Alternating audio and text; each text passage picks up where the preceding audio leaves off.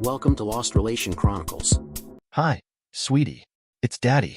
Is Mommy near the phone? No, Daddy. She's upstairs in the bedroom with Uncle Jack. After a brief pause, Daddy asks, but, sweetie, you don't have an Uncle Jack. Oh, yes I do.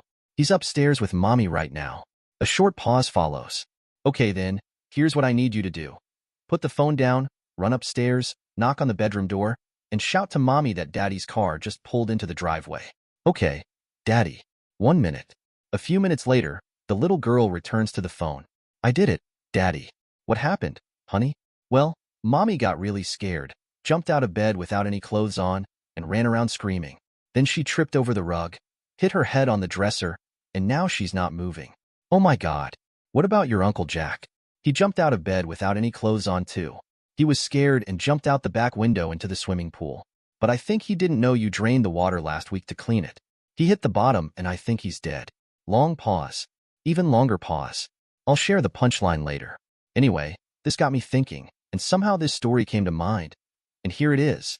I earn more when I take on the long-haul trips since I get paid by the mile. If I were on the road more often, I could certainly make even more money. However, that opens up a whole other issue.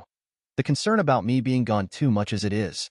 I've tried explaining to her that if we could just hold out for another year, I might have a chance to transition into an inside position as a dispatcher and route planner.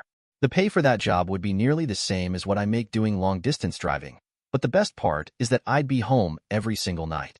It would be a big change for us, and I know it would give her more peace of mind, but for now, we have to make do with the situation. My name is Ethan Carter Thorne, and I've been married to my wonderful wife, Lillian, for over 8 years.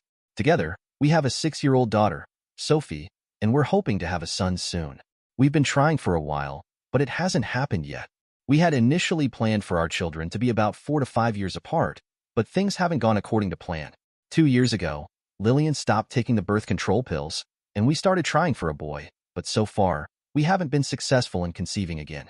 It's been a bit of a struggle, but we're not giving up hope. We're trying to stay patient, even though it feels like it's taking longer than we expected. The idea of expanding our family and having a son is something we both really want, and we're doing everything we can to make it happen.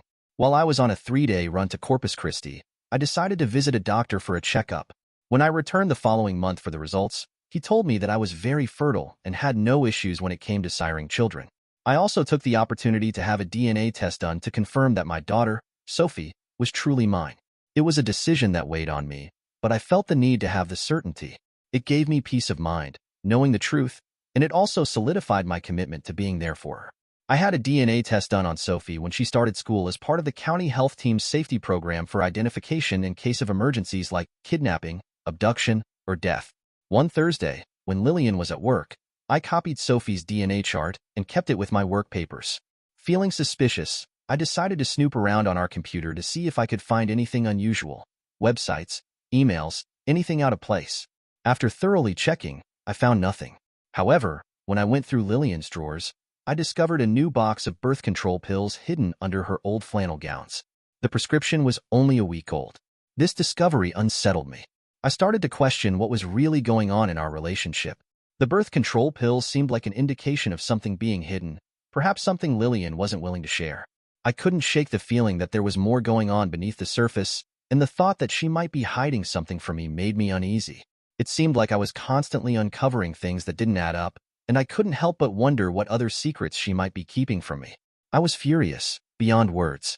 I thought Lillian wanted another child, but it turns out she was still on birth control, making it clear she didn't want to have a baby. The bigger question now was whether she was avoiding pregnancy because she didn't want another child, or because she was cheating on me. I needed to figure that out first. If she wasn't cheating, then it was just a matter of her not wanting more kids, and she should have told me. Lately, the sex had become mechanical, frequent but lacking any real connection. For the past couple of months, it felt like it was all about her fulfilling my needs, but there was no intimacy. Afterward, she seemed uninterested in me, only caring when I returned from my trips. Something had changed, and I couldn't shake the feeling that there was more going on than she was letting on. I was determined to find out what, even if it meant uncovering painful truths. Lillian worked at a family-owned insurance agency that was a small but established business. She began her career as a receptionist and eventually became an agent. The agency operated out of a duplex home converted into an office and employed a small team of 7 agents, a receptionist, and an accountant. Initially, Lillian worked part-time until her daughter Sophie started school full-time. Afterward, she transitioned to a full-time role, working the same hours as Sophie's school schedule, including Saturday mornings, to complete her 40-hour workweek. Lillian's journey from receptionist to agent was a steady progression, and the job provided her with a balance of family time and professional growth. Her role allowed her to contribute significantly to the family's income while maintaining flexibility around Sophie's school schedule. The small, tight-knit agency became a second home for Lillian, where she formed meaningful relationships with colleagues who often felt more like family. Despite the demanding nature of her full-time hours, Lillian always ensured her family came first, but she also found a sense of pride and fulfillment in her work. I worked about 55 hours a week, when you counted my 10 hours on the road for each long run, and about 8 hours when I was at home running local halls. I was completely off 2 days a week, but they were Saturday and one other day. Sometimes it was Sunday, other times it might be any day of the week. We had a nice 4-bedroom, 2-story house with a fair-sized backyard, and we were saving for a pool and a sauna to be put in next year. We already had a hot tub on the back deck where I liked to relax with Lillian after Sophie went to bed, especially after a 3-day run. I went to college and got an electrical engineering degree. However, when I graduated, I couldn't find a job around here. A friend of my Uncle Ray's needed drivers.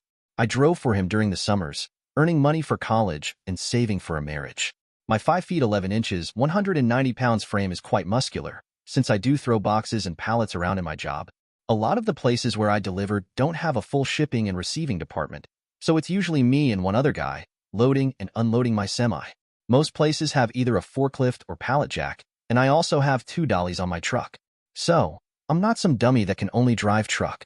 I just wanted to get that right out of the way, even if I still kinda write like I talk. We weren't what you would call rich, but we were doing all right, and I sure couldn't spring the cash for some PI to go snooping around. Besides, Lillian does the bill paying for us, and she would notice any expenditure for something like that. So I went down to my local electronics supply house and looked around for a few choice things that could help me find out if I was being cheated on. I got a phone tap that I could use on our landline, and the guy said he had something I really needed if I was spying on my wife. He had a small transmitter that I could put in her purse. It would transmit to a receiver in the house, and had a 5-mile radius if I added an antenna on top of the house for signal pickup. It would record onto a CD or DVD recorder. He said I could have everything in what they called their cheating spouse spy kit for under $200. I scrimped and saved on my meals on the road for the next week, and saved up the $200 for the kit. They did tell me that, for an extra $100, I could wire the bedroom for video and sound that would record to the same recorder.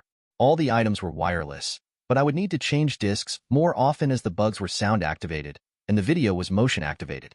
I told them I might be back next week for the cameras.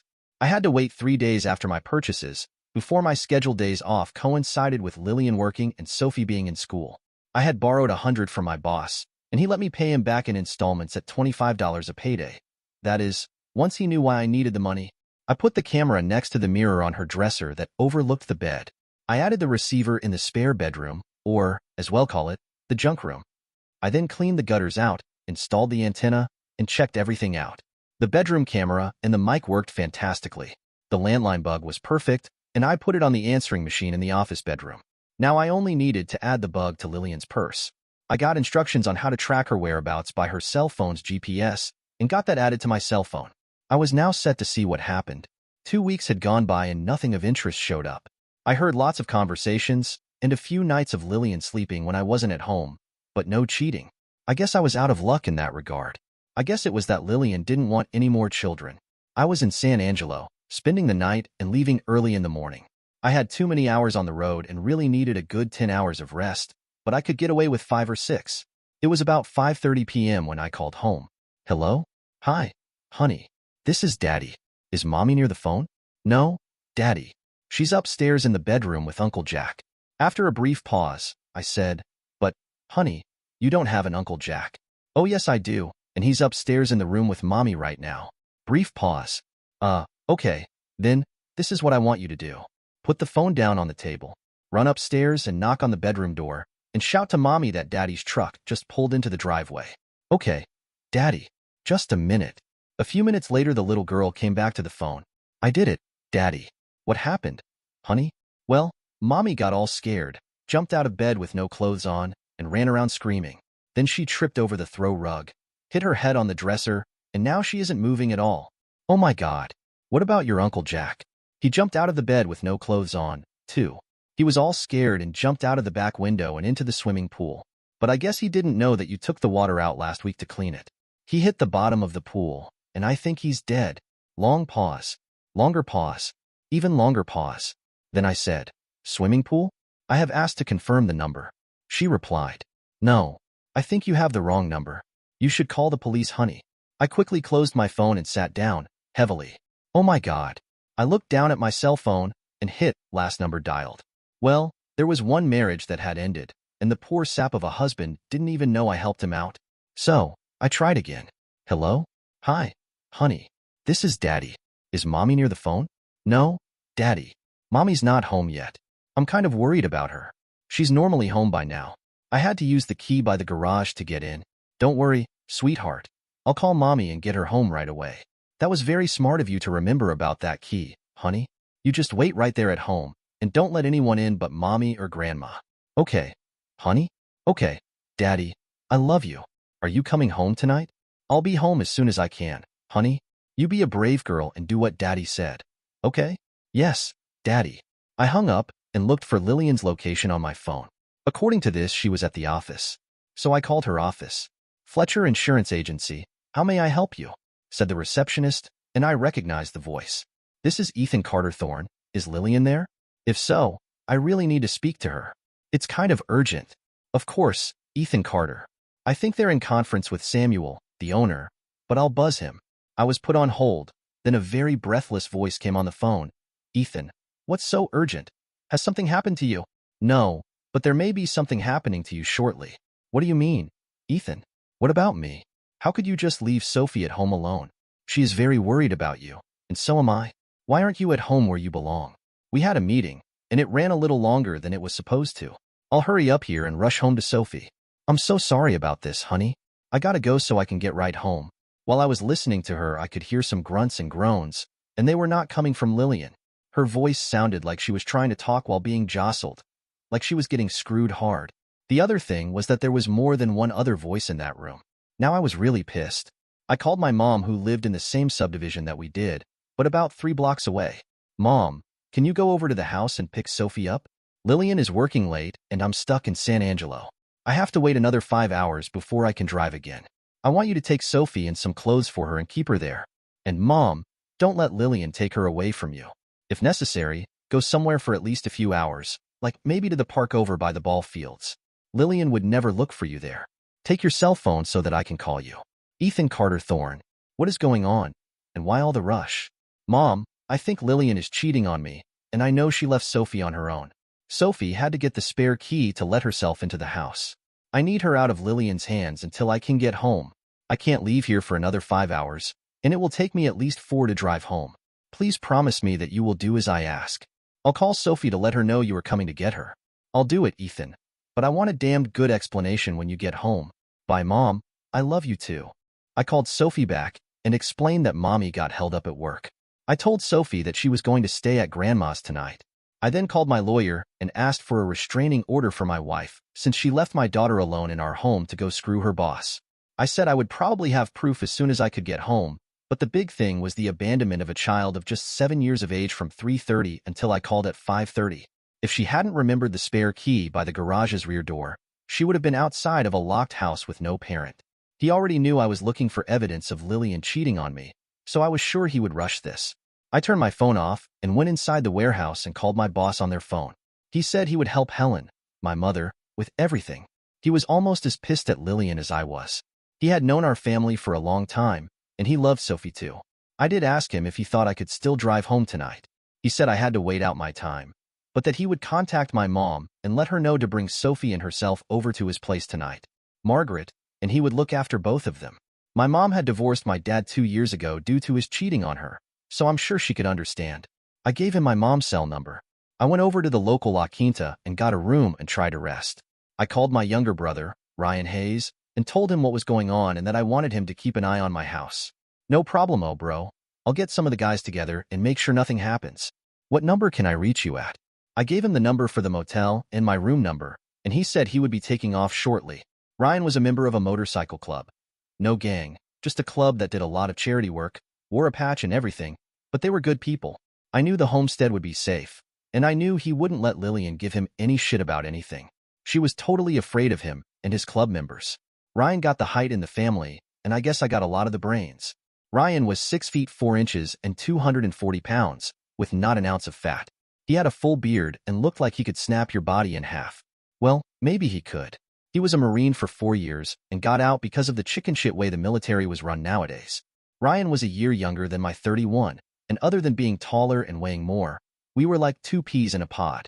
I was clean-shaven though, and we were both very fit. I tried to sleep again, but of course, sleep wouldn't come, so I took 2 sleeping tablets. I was out like a light inside a half hour. I woke up to the ringing of the motel phone 6 hours later. It was my wake-up call. I showered, got dressed, and headed out for home. It was just after 1 a.m. by now, and I was headed east for Georgetown. About an hour later, I finally turned my cell back on, but there are a lot of places on US 87 that have no cell service. I did have like 23 messages on my phone. I listened to the first 5, and all 5 were from Lillian. She wanted to know where Sophie was and why was I so pissed. Then I got the one where she had been served with the restraining order, and she was cussing up a storm. That's when I heard someone say she was going to the station. I called Ryan Hayes, and he told me about the police showing up about 20 minutes after Lillian got home at 7:15. She looked completely exhausted and worn out. Then the cops began searching the entire neighborhood, looking for Sophie. My mom had apparently locked my house back up and put the spare key back where it belonged.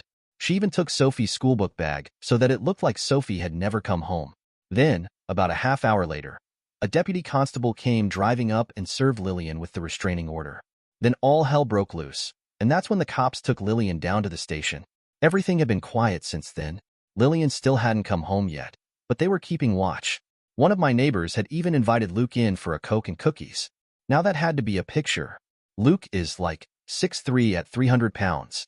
He looks meaner than a junkyard dog on steroids, but he is one of the sweetest guys I know.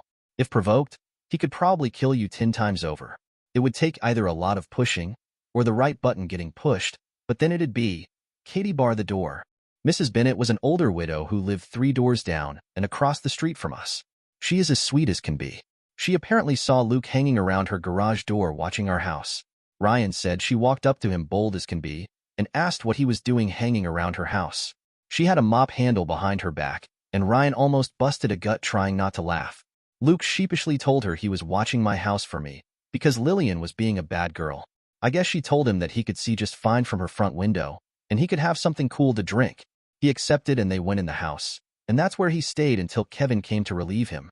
If this whole mess wasn't so heartbreaking, it would be a laugh riot. I pulled into the yard at 5:20 a.m. I backed the truck into my slot, locked it up, and headed home in my 10-year-old Toyota pickup. Lillian's 3-year-old Lexus was already in the drive. I signaled the guys that all was well, and I heard some cycles roar off. I went inside and the house was a shambles. Well, the downstairs was anyway. I went up to the spare room and removed the DVD and played it back on the computer. There was no activity on the camera, but I got some real interesting stuff on the audio from Lillian's purse. For the 2 days I was gone, she screwed at least 3 people. Samuel Fletcher, the boss, Victor Fletcher, his son, and Elliot Matthews, one of the agents. Then we got to yesterday afternoon, when they started about 2:30 and went nonstop to almost 7 p.m. Lillian had been done by those 3, a Max, and there was a Liam, too. Now they were not agents from the firm, so they had to be customers or something. I made a copy for my records and had the original ready to take to my lawyer when I heard the front door slam. Ethan Carter Thorne. Where the hell are you, and what the hell have you done with my daughter? I had just walked out of our bedroom when she topped the stairs with murder in her eyes. There you are, you scumsucker. Now where's my daughter? She was not here when I got home from work, and even the police can't find her. And what the hell is this restraining order thing you had me served with? Well, speak up, you chicken. First, Lillian Grace Thorne. I am divorcing your 304, but due to adultery, and I'm taking my daughter away from you. She is my daughter, and I have the DNA profile to prove it. I also have the proof that you have been cheating on me. I know that I called you at 5:30, and you didn't drag your cheating but back home until 7:15. Why does it take almost 2 hours to drive the 5 miles from work to home? I also have pictures on which you look like you had pulled a train before you came home. That would put my daughter out in the heat, with no parental supervision from 3:30 to 7:15. So, for almost 4 hours, my daughter was at risk to being molested, kidnapped, or killed. All because you couldn't keep your legs closed. So leave my house, Yes, that's right, my house. I had this house before you came into the marriage, and that precious prenup you insisted on will make sure you get nothing from the divorce except what you came in with. The clothes on your back, and that's all. Now leave before I have to throw your cheating, lying but out of here. I'll have all your personal belongings boxed up and set in the garage.